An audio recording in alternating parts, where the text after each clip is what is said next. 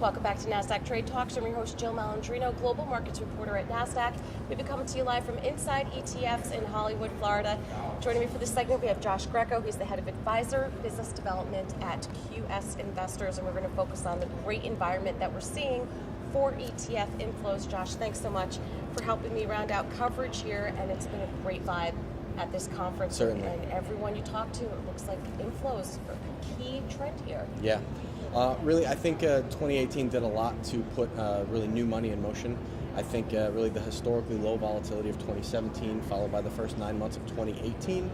Then we had what was a rougher fourth quarter, has done a lot to kind of re-energize and be a catalyst for folks to put new money to work in new markets, and a lot of that taking place in the ETF wrapper. All right, and you know what? It's not even just institutions and retail, it's advisors as well, and they're really gravitating towards dividend ETFs in this particular environment. And so let's talk about LVHD, it's a Leg Mason Low Vol High Dividend ETF.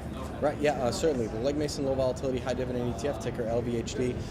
We've seen a ton of interest in this product. Again, with the volatility in the fourth quarter of 2018, we saw really a renewed focus on dividends and really a preference for stocks with a lower volatility profile. And all that bodes well and is wrapped up in our investment strategy, looking at not just high dividends or just low volatility, but actually looking at them both.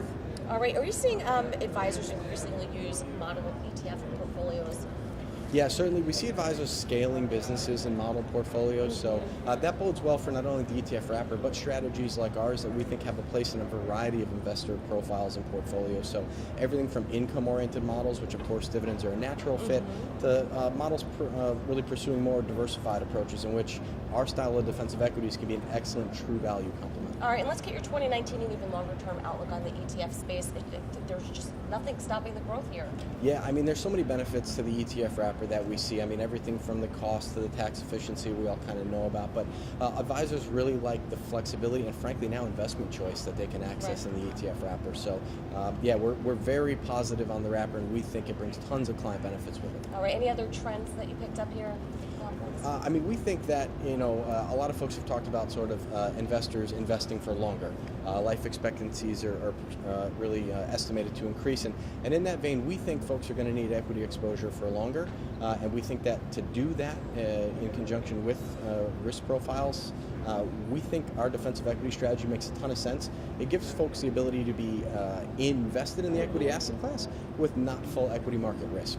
Josh, thank you so much for joining us at Inside ETFs. Oh, my pleasure. And thank you for joining me throughout the day. I'm Jill Malandrino, Global Markets Reporter at Nasdaq.